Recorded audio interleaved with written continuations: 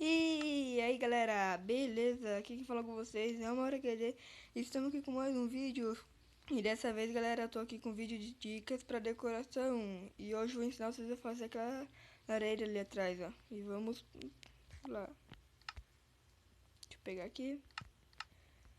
Tu vai fazer assim, colocar um bloco, qual bloco você quiser, deixar um de espaço e colocar outro. Agora você coloca uma escada em cima de cada bloco.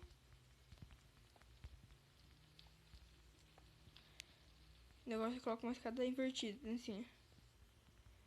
E agora enche de bloco aqui. Quebra ali atrás, coloca outro bloco, quebra aqui. Agora quebra aqui, ó. Coloca essa laje de pedra.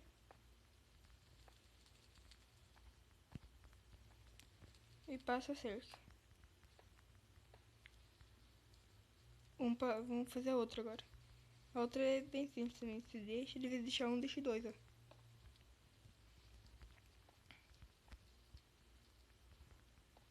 Agora é só passar assim.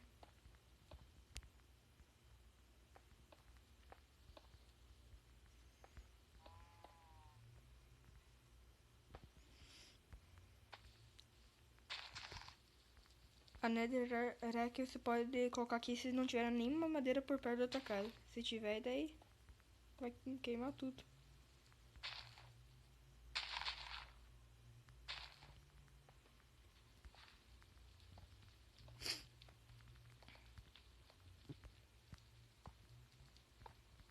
Deixa eu acender aqui.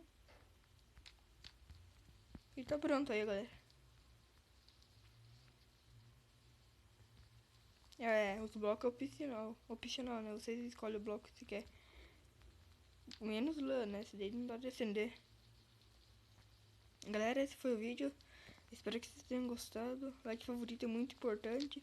Comentem o que acharam aí. E se inscrevam no canal. Valeu, falou e fui.